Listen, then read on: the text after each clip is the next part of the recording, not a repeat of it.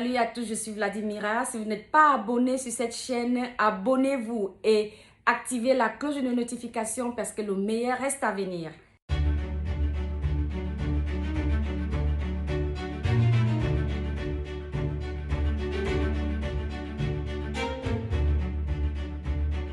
Nous allons voir l'histoire d'Aïssi Fouda Hervé, ce jeune Camerounais qui a fait ses études à l'école supérieure des techniciens agricoles de Saint-Mélima au sud du Cameroun. Après ses études, il n'a pas réussi à s'insérer dans le monde du travail. Alors, avec le conseil de ses amis, de ses proches, il décide de se lancer dans l'élevage de la porcherie avec 50 000 francs seulement. Aujourd'hui, Aïssi Fouda a fait x20. Ok? Alors, écoutons l'histoire d'Aïssi Fouda. Le gars connaît. Hein? Le gars connaît. Écoutons. Bonsoir, monsieur Mbala. Et nous vous souhaitons dire la bienvenue, même comme nous sommes chez vous. Question de nous recevoir et nous expliquer un peu les louanges de votre entrepreneuriat. Voilà, vous êtes issu de la 5e école de l'école d'agriculture de Boulevard. Saint-Mélima, voilà, autant pour moi, Saint-Mélima. Et vous avez mis sur pied une porcherie de près d'une dizaine de porcs déjà mangeables et 7 poulets, 7 porcs, 7 porcelets.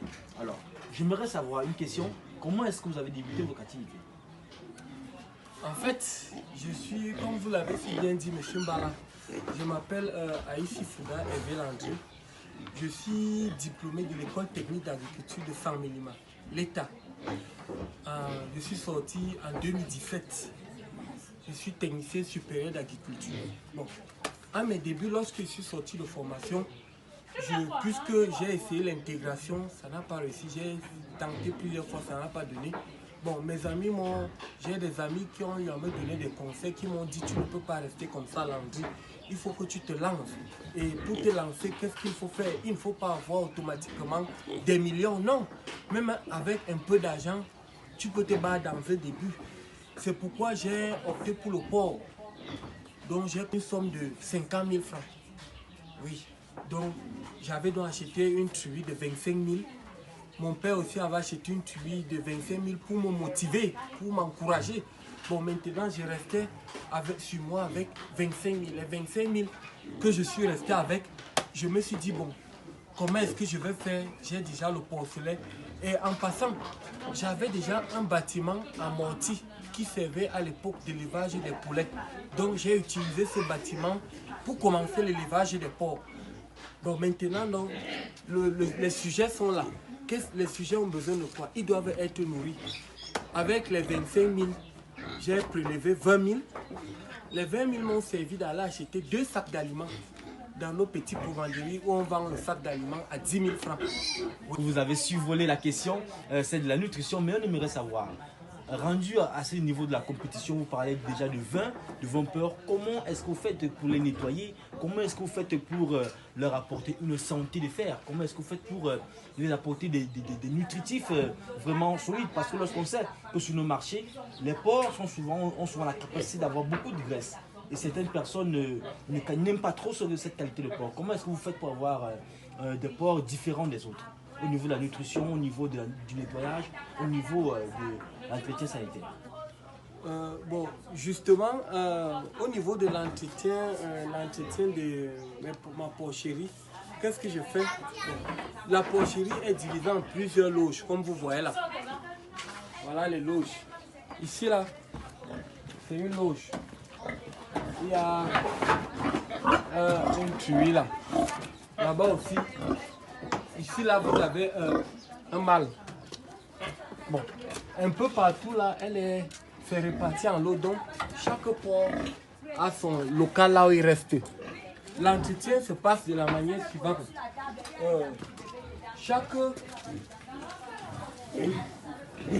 L'entretien se passe de la manière suivante. Chaque jour, avant de donner à manger au porc, comme vous voyez, j'ai fait sortir les mangeoires. Je fais sortir les mangeoires, c'est-à-dire j'avais découpé des bidons de 20 litres qui me servent de mangeoires. C'est à l'intérieur de ces mangeoires ces mâles pouvaient croiser les truies de l'autre femelle que j'avais prise au bas là. Vous voyez. Donc c'est comme ça que je procédais. Maintenant pour le deuxième croisement, au lieu d'aller toujours payer 5 000 pour faire croiser mes truies, j'avais acheté avec mes petites économies, je m'étais procuré mon propre mâle. Oui, je m'étais acheté mon propre mâle qui assurait donc maintenant le croisement de ces deux truies. Donc petit à petit, je suis quitté de 2 sujets à une dizaine, à une vingtaine. Bon, aujourd'hui, je me retrouve à un cheptel une vingtaine de truies. Une vingtaine de porcs. Voilà, une vingtaine de porcs. Quelles sont les difficultés que vous avez rencontrées lors de votre démarrage? Oui, lors de mon démarrage, les difficultés sont multiples.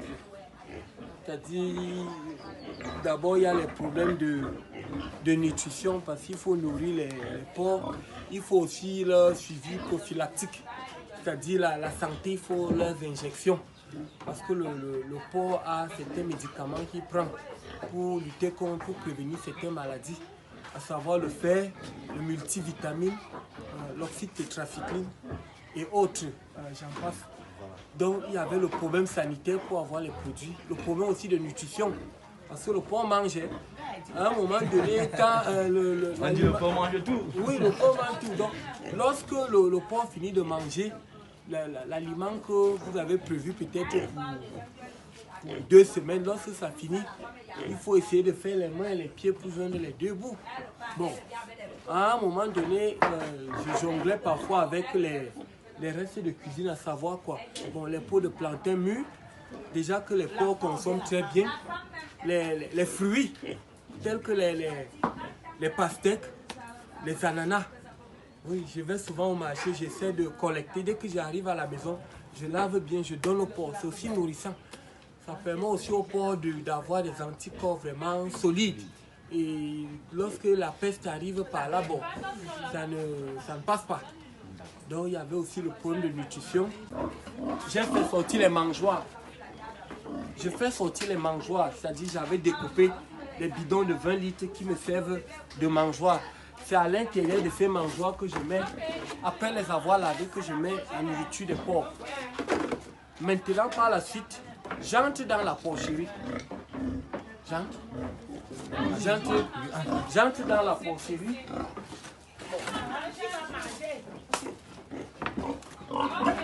Bon, maintenant, à l'aide de mon balai, je nettoie les déjections de porc. Après les avoir nettoyés, je les rassemble, je les transporte dans un seau que je mets dans des sacs. Les sacs que je dispose un peu loin de la porcherie. Les sacs là, plus tard, je vais les utiliser, les crottes de porc là, pour aller engraisser mon champ de maïs. Donc, après avoir nettoyé, enlevé les crottes de porc, je lave donc maintenant. Je lave la loge et même le porc, je le lave pour qu'il soit bien propre. Bon. Après les avoir lavés, je lave les mangeoires, je leur fais à manger à l'intérieur et je leur donne la nourriture. Maintenant, pour ce qui est de la qualité de la chair du porc, d'habitude, quand je nourris les porcs, je mets le sel dans leur nourriture. Le rôle du sel, c'est quoi? Le rôle du sel permet de casser le taux de graisse. Vous voyez? Oui. Et puis, au niveau aussi de l'alimentation, pour casser aussi le taux de graisse, vu que j'ai déjà mis beaucoup de temps dans le domaine, je n'utilise pas l'aliment qu'on vend dans les provenderies. Moi-même, je compose mes formules. Voilà. À travers donc mes formules, je peux essayer de moins densifier une alimentation riche en légumineuses. Qu'est-ce que j'appelle les légumineuses? C'est des choses comme l'arachide, le soja, le palmier à huile. Tous sont des légumineuses. Donc, je ne densifie pas trop l'alimentation de ce côté-là en éléments trop graisseux là. Voilà. Donc, je mets beaucoup de sel. Et en mettant le sel, ça casse le taux de graisse. Et il y a aussi certaines nourritures du porc qu'avant de leur donner, je prépare d'abord. Par exemple, je peux ne pas leur administrer le fer en injection, mais il y a les feuilles de pomme qui sont connues de chez nous, chez les petits. qu'on pile. Donc après avoir pilé les feuilles de pomme, je tourne, je bourre au feu, je prépare. Il y a aussi les restes même de poisson. Quand on finit de percer le poisson, le poulet, je mets dans la marmite, je finis de tourner avec le sel. Dès que ça cuit, je mélange ça avec leur nourriture. Donc c'est ça qui permet de casser le taux de graisse. Bon, je ne sais pas si j'ai... Donc maintenant, on est très aguerri, outillé même, si je peux le dire ainsi, parce que monsieur ici Hervé Landry nous édifie de plus en plus. Il nous montre comment est-ce qu'on doit s'y prendre, comment est-ce qu'on doit faire pour obtenir des porcs de qualité et comment est-ce qu'on doit faire pour obtenir des porcs naturellement bien comestibles. Alors la question qui me tarote encore l'esprit, c'est de savoir comment est-ce que vous faites pour avoir vos espèces? Où est-ce que vous les prenez? Avez-vous un fournisseur particulier ou vous faites des croisements? Bon, déjà, je vais d'abord repartir à la genèse, le début, quand j'ai commencé. Dans mes débuts, j'avais commencé avec les durocs. J'avais commencé avec des durocs. Donc, une truie qui était duroc et puis l'autre qui était un hybride. On aimerait bien savoir les durocs et les hybrides. Hein? Ouais. Bon, je vais vous présenter un duroc.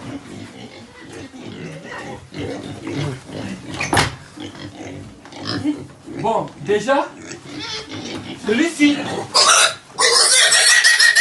je trouve avec vous, me voir. Voici un duroc. Hein? Vous allez voir son père de l'autre côté là-bas. Ça, c'est par exemple un duroc qu'il a agité parce qu'il est posé. Je vais le déposer. Bon. Un duroc. Hein? Vous allez voir son père de l'autre côté là-bas.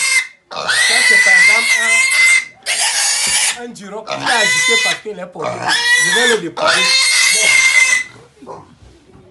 Bon, lui maintenant, il y a aussi les large white.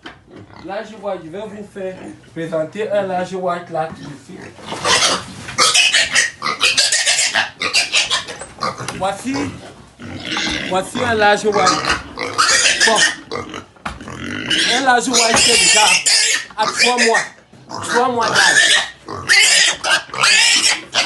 Vous voyez comment il est bien fort. Donc,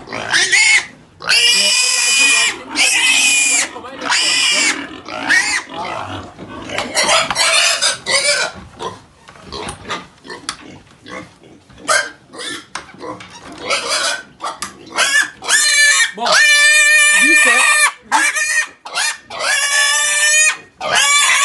un hybride. C'est un hybride, c'est-à-dire il est issu du croisement entre un large white et un duroc. Oui. Donc, je vais le développer.